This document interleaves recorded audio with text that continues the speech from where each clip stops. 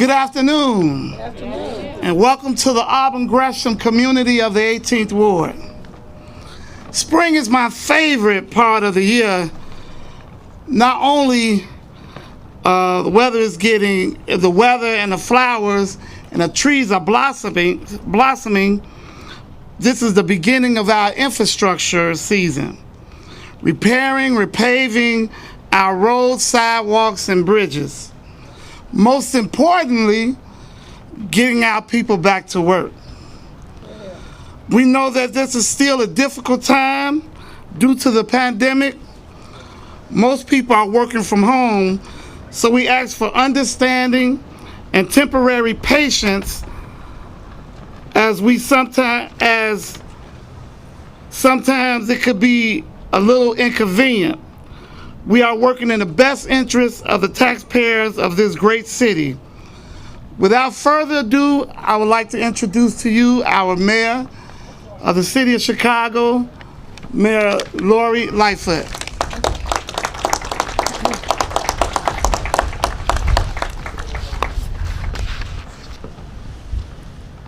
Thank you, Alderman Curtis. Always a pleasure to be here in your ward. And good afternoon, everyone, and thank you for being here.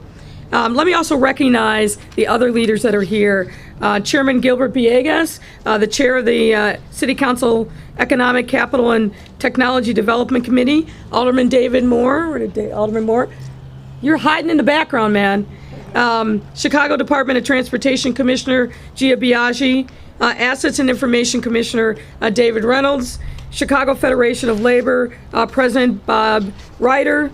Public Building Commissioner Chief of Staff Laurie Lipson, Chicago Cook Workforce Partnership CEO Karen Norrington Reeves, City Budget Director Susie Park, Marty Durkin of Operator 150, Hire 360 Director of Workforce Development China Hampton, and Ricky Birdsong from Sanchez Construction. Today is a phenomenal day in our city. And our latest step in our mission to deliver the investments, jobs, and resources our residents have been waiting for far too long. Ever since I became mayor, one of my highest priorities has been to create a Chicago where residents aren't preordained by their zip code. To reverse the trend of investing here and not there, it became immediately clear to me that Chicago would need to become a city of first, creating programs and launching initiatives that were the first of the kind in Chicago or even in nation's history to deliver supports to our residents. That's why under my administration, we've done a series of first ever investments. Neighborhood investments focusing on revitalizing areas of our city, and particularly the south and west sides, to make sure that all those residents were getting their fair share of city resources. That's why we became the first city to publish a comprehensive economic recovery plan detailing our pathway out of the pandemic. Why we become the top large city in vaccine distribution and efficiency and equity. And why we are here today to unveil the Chicago Works Capital Plan, our city's first multi-year, multi-billion-dollar infrastructure initiative in decades. We aim to address neglected infrastructure through a data-driven, needs-based approach. Now, these aren't issues that can easily be fixed overnight, but they must be addressed and not ignored. And we do that by meeting our residents where they are, listening intently to their concerns, and working alongside them to deliver exactly what they need. And that's what Chicago Works will do. First and foremost, by improving the quality of life for all of our residents through investments in critical public infrastructure we all rely upon every day. Our residents across our city have been asking for more streets and sidewalks to be paved, more of their streets and traffic lights to work properly, and for their neighborhoods to look more attractive. Folks, you know this, but quality of life matters. And our new capital plan will be more systematic in making sure that we address those needs that we hear from our residents and our local elected officials. That's why Chicago Works will make investments in a number of projects that will, among other things, resurface 75 miles of arterial streets annually, starting with Dawes Park today, which is almost double the number of arterial streets we've typically resurfaced in a year. resurface 1,240 residential blocks annually, which is 500 blocks more than the number that we're typically resurfaced in a year. Complete the funding for 23 bridge replacements and 37 bridge repair projects, critically important. And fund the creation of new green alleys, which will improve drainage and sustainability in each of our communities. And completely replace 300 blocks worth of lighting infrastructure. Repair sidewalks to increase accessibility and public safety. And further enhance our Vision Zero pedestrian safety projects, which works to make our streets safer by bringing together the policies, partnerships, and technologies that prevent death or serious injuries from traffic crashes. And fund 24 streetscape projects to beautify our communities, including those in our Invest Southwest neighborhoods, like 79th Street in Auburn Gresham, which is right next to where we are now. And renovate and upgrade public facilities such as libraries, firehouses, and clinics, and much more. In addition to addressing decades-long backlog of infrastructure needs, Chicago Works will also put thousands of our residents back to work with well-paying jobs. Chicago has also always been a city that prizes working men and women. And for decades, people have migrated here from all over the world to be a part of our workforce. But the one thing that we hear over and over and again is pipeline, that our businesses need more talented, skilled workers to keep their jobs going. And right now, with our post-COVID recovery coming right around the corner, Chicago Works will set the stage for the next wave of new workers from near and far. That's why within just the first 2 years of this project, Chicago Works will create hundreds of new jobs, union jobs, good paying jobs. And when we create these kinds of good jobs, we give a lifeline to the construction business. And those businesses do their own hiring and purchasing, bringing more people into the workforce, building up skills and resumes, and fueling our local economy when those workers spend part of their paychecks with local businesses. The bottom line here is a ripple effect on these investments is broad and wide and will benefit many. And another benefit of the Chicago Works program is in the arts.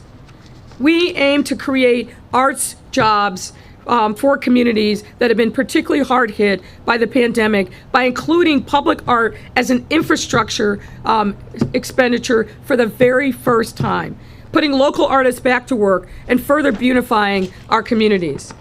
I want to also further highlight the fact that Chicago Works is a result of our city taking our own initiative, putting our own destiny into our own hands, and leading the way in our recovery. We didn't wait for the state or the federal government to fund us. We did this ourselves.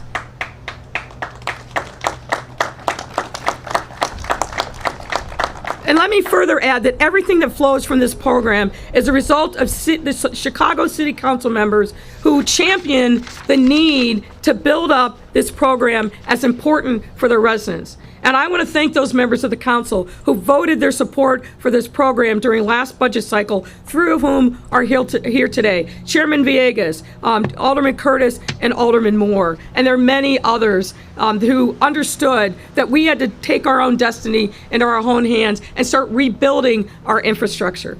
So thanks goes to also our friends in organized labor who also work alongside of us to champion this capital plan. And Bob Ryder of the CFL, Marty Durkin from the operators, and a number of other labor organizations work with us to conceive this program and then lobby the city council as to why it was important to put their members back to work. So thanks also goes to our friends in organized labor.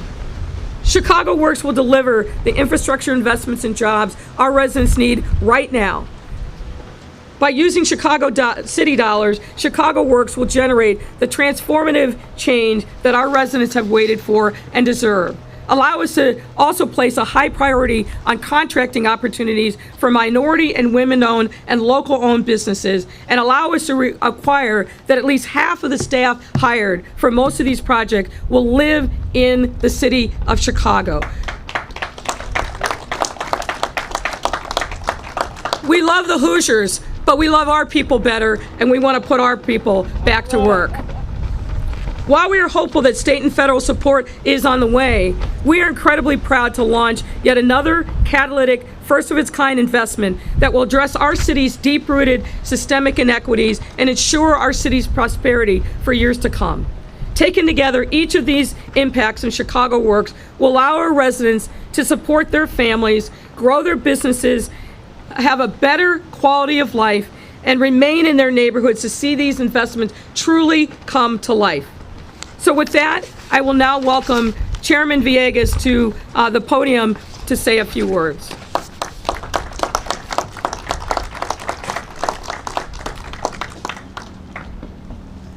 Thank you, Mayor. Thank you, Alderman Curtis, Alderman Moore.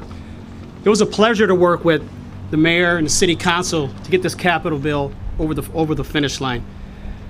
There's been multiple capital bills that have passed throughout the state and through the federal government, yet the City of Chicago still had billions in deferred maintenance. So that was a clear indication that if we really wanted to fix our infrastructure, that we needed to do it ourselves. And so as we worked together to put together a plan, it was very helpful that our members had some say as to what it is they wanted to see incorporated in the capital plan. Now, what you'll see in the capital plan are a lot of the bread and butter neighborhood community things that the community wants. I mean, let's face it, when capital comes from the state or from the feds, they're usually larger projects where there's a lot of ribbon cutting and groundbreaking. But in reality, with the deferred maintenance that we have within the city of Chicago's infrastructure, very rarely or ever will you have a groundbreaking or ribbon cutting on a replacement of a roof or sidewalk repair or repaving a street that hasn't been repaved in years. And this, what this capital plan does, is go down deep, address that deferred maintenance that we've been dealing with for all these years, and really put people to work. The mayor talked about investing in the infrastructure. This capital bill also talks about investing in the human infrastructure, making sure that we're putting people, Chicagoans, everyday Chicagoans, to work. We want to make sure that people from Chicago are participating on these projects. We want to make sure that minority, women, and veteran-owned businesses are participating, not at the sub-level, but at the prime level. This city council has challenged the administration, and we partnered together to make sure that we send a message out to the construction industry that we want to see people that look like us, black and brown communities, participating on these projects. So it's a pleasure to be here on the South Side with my colleagues, as well as the mayor, to roll out Chicago Works, and I look forward to working with them. Thank you. Thank you, Alderman. Thank you, Mayor. Alderman Curtis for hosting us here, Alderman Moore, and as well as Chairman Villegas. So we are, as you can see, very excited to be here today in Dawes Park for this announcement of Chicago Works. And no doubt, it's been a tough year or so for our city and for our country, but the good news is that the road to recovery, it goes through infrastructure.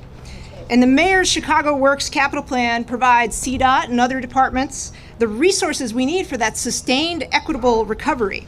And really, it's a legacy of investments that we're talking about here in our critical transportation infrastructure across the city, especially in communities challenged by mobility hardship, by economic hardship, particularly communities in our Invest South and West initiative. This is how we make that long-term investment in our city today and into the future.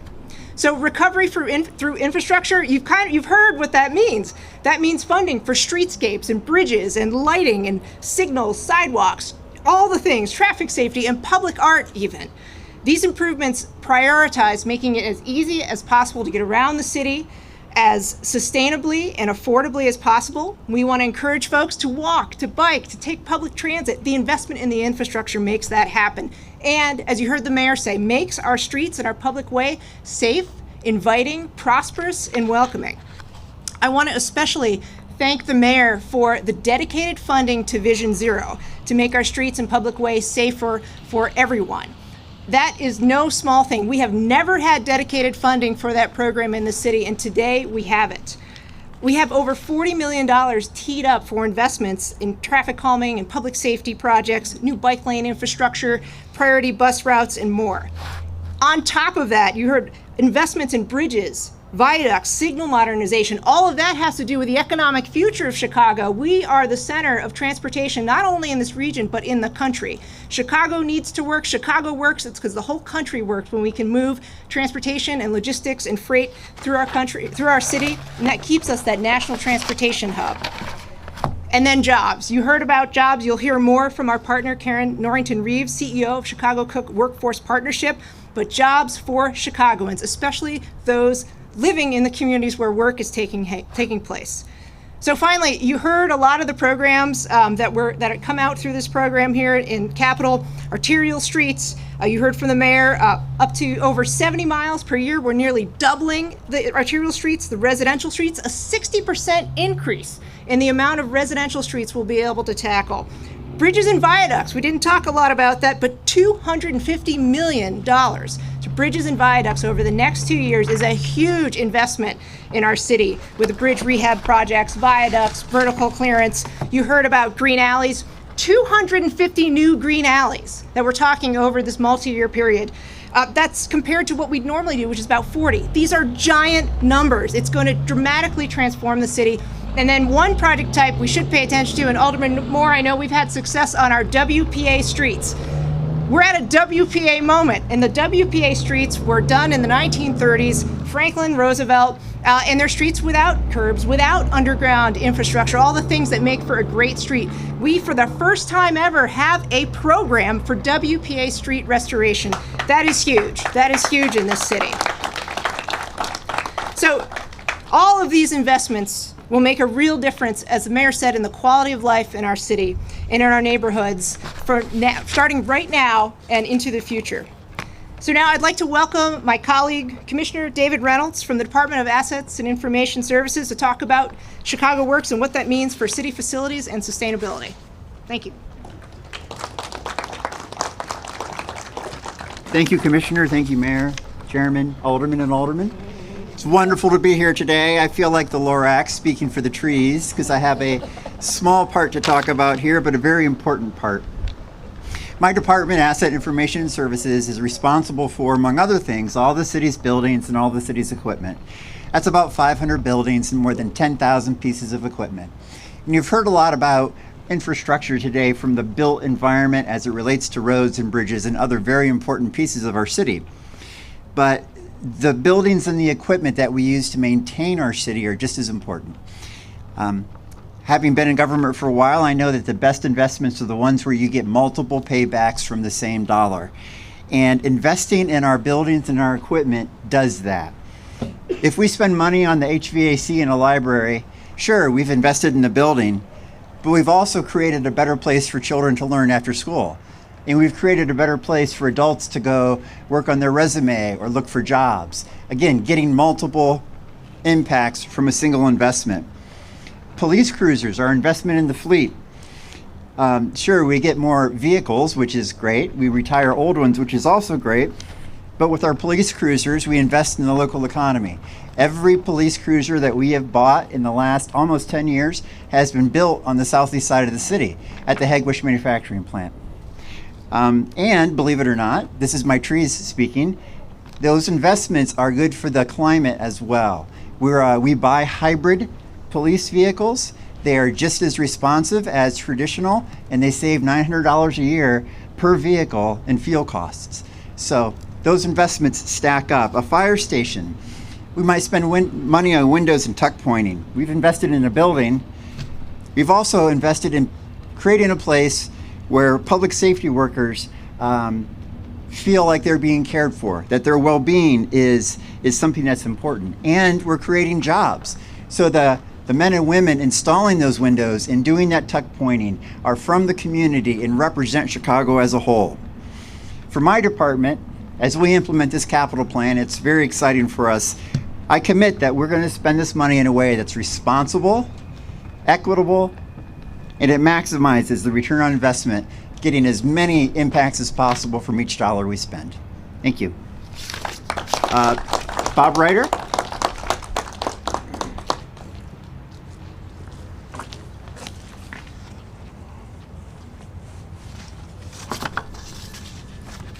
Thank you, Commissioner.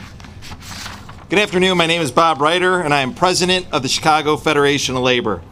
I'm proud to be here on behalf of the CFL's 300 affiliate unions, who in turn represent 500,000 working women and men in Chicago and Cook County, including many of the union workers who pave our roads, build our bridges, maintain our waterways, and keep our city's infrastructure safe and modern. I want to thank Mayor Lightfoot for inviting me to be here on this incredibly beautiful day as we launch the Chicago Works Jobs and Infrastructure Plan. And I got to say, we're celebrating work that we've all done together. And I got to tell you that when the mayor and I not only work on things proactively to help have an impact on our city, but even when we have disagreements, I can't think of someone who treats me more respectfully and as a partner than Mayor Lightfoot. So I just want to thank you, Mayor, for all the work that we've been able to do together. And modernizing our city's infrastructure will improve our economic competitiveness, keep Chicagoans safe, and create thousands of good-paying jobs. The initial investment of $1.4 billion over the next 2 years means repaved roads, new sidewalks, and upgraded bike lanes.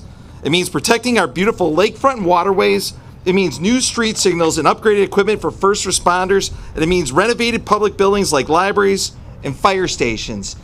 And as we look at this park, we've got kids playing basketball, and hopefully not only we're going to make this park better for them, but we're also going to make their neighborhood better, and we're going to have opportunities for them as they look forward to going into our workforce. This is an investment in Chicago, and as always, the Chicago's unions are ready to step up to the plate to make this important vision a reality. Our workforce is second to none, and we are ready to get the job done safely, efficiently, and properly. And we know that simply maintaining the status quo is not sufficient in Chicago. Our demands are growing, our needs are evolving, and our climate is changing. We must invest in the next generation of infrastructure assets to create a smarter, more sustainable city for decades to come. We also know that the economic prosperity generated by the Chicago Works Plan must be shared by all across this city.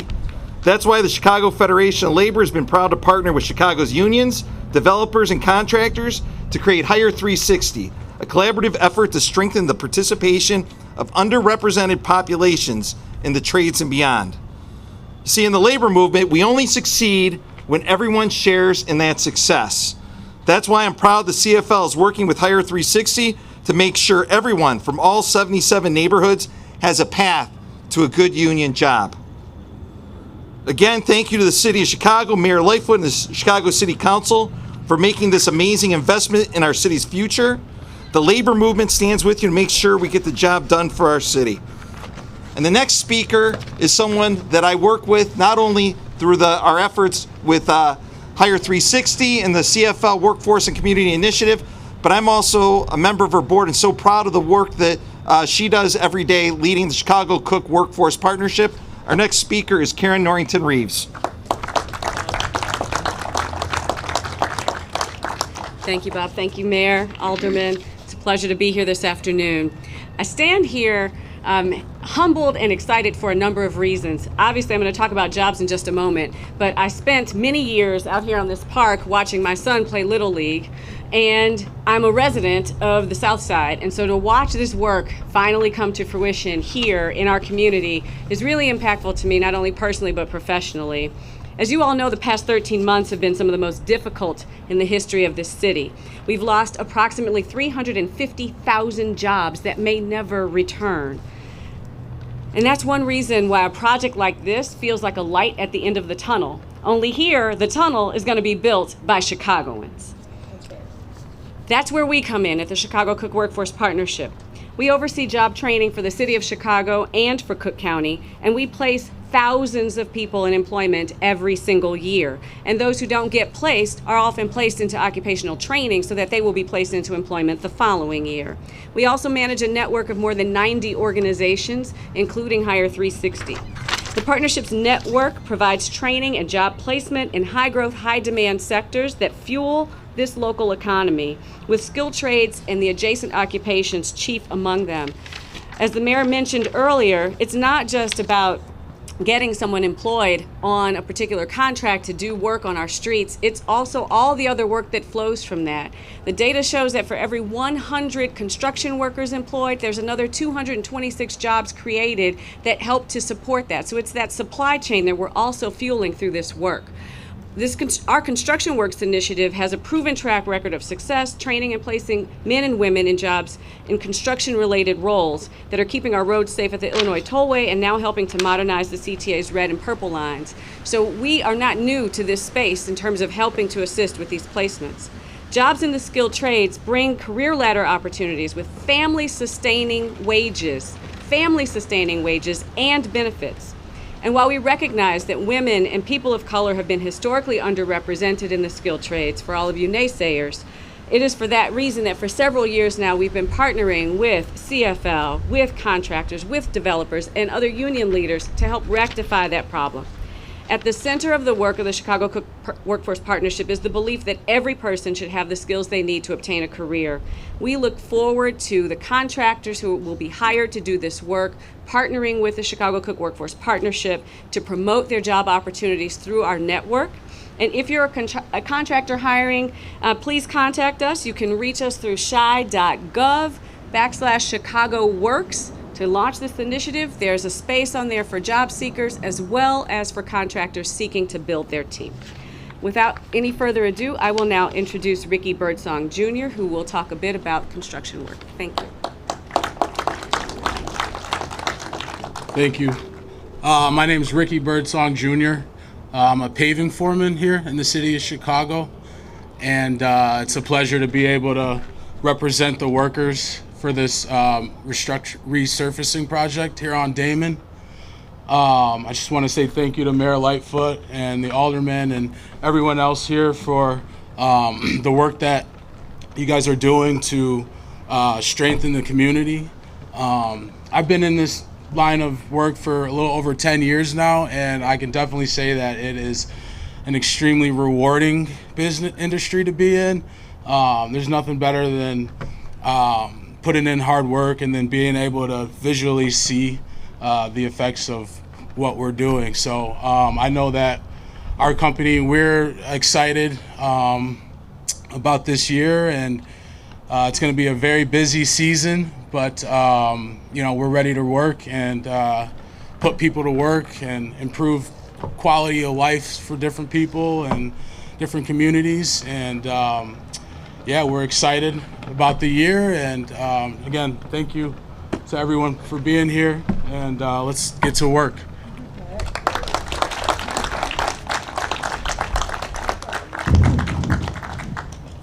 And happy to take any questions that you have.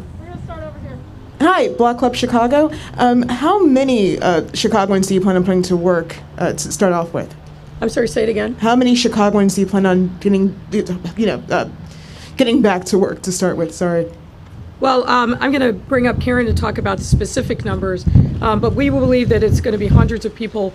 We've already started hiring. These are good paying union jobs. They're like Ricky Birdsong Jr., folks are doing asphalt, concrete, laborers, a whole array of folks that are going to be involved in the trades, both hired by the city itself, but also the construction teams that are going to be working. And as Karen said, it really does have a ripple effect. For everyone we hire, we know there are many others that are going to be hired in the construction companies that are putting people to work. But also, you think about the fact that when someone's going to work, they're putting good money in their pocket, then they're able to spend in their community. So local businesses are also going to see, I think, the increase in spending as a result of us putting workers back to work. Karen, go ahead. Sure. So it's very difficult to quantify the precise numbers. We're still in the process, as the city can attest, to letting the contracts, and so that will help us understand better. But we can look at some of the economic forecasting models to see what's projected. I would hold off and just really say that right now those are estimates. We'll have a better idea in the coming months once we actually can pinpoint the contracts and see the volume of work and the volume of people that need to be hired for each one of the projects.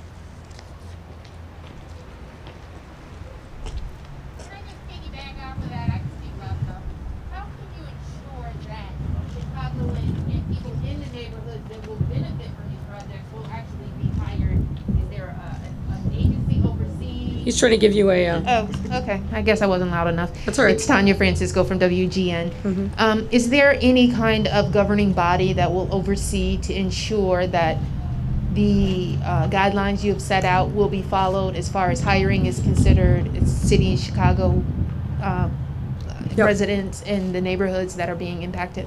So each of the contracts that are going to be let will have specific requirements, both in terms of MBE, WB participation, as well as local Chicago hiring requirements. But that's not good enough, and we all know what can happen. You can have the best of intentions, you can put the language in the contracts, but there's going to be somebody both from my office, Karen's office, but also procurement to really be writing herd real time to make sure that what the contractor's committed to is actually happening. Hi, Mayor. Karen Jordan, ABC 7. How are you? Good, how are you? Asking this question on behalf of a colleague, so switching gears a bit here. Would you be able to comment on a lawsuit filed by the City of Chicago against a Northwest Indiana gun store alleging it sold hundreds of guns that wound up in the hands of gangs here in Chicago? Well, I don't typically comment on ongoing litigation, even ones that we file, but I think the data is fairly compelling against that particular gun store. You know, you've heard me say this before. Our police department takes more crime guns off the street every year than New York and LA combined. And it's not because we have a better strategy or more focus, but we do have a good strategy. We are incredibly focused, but we are surrounded by states and other cities that have a much more lax gun control environment where you can literally go over the border to Indiana, for us to say, and get military grade weapons at any quantity that you want if you got the amount of money to spend. And this particular gun store, we've done a lot of data and analysis, working with some of our federal partners and others who've researched it. They are selling thousands of crime guns every year. And the time for us to stop to ask them to do better, make sure that they're not selling to straw purchasers, do what they're required to do as a federally licensed gun dealer is over. We tried that, it hasn't worked, so now we're in litigation with them. All right, thank you all. Enjoy the beautiful day.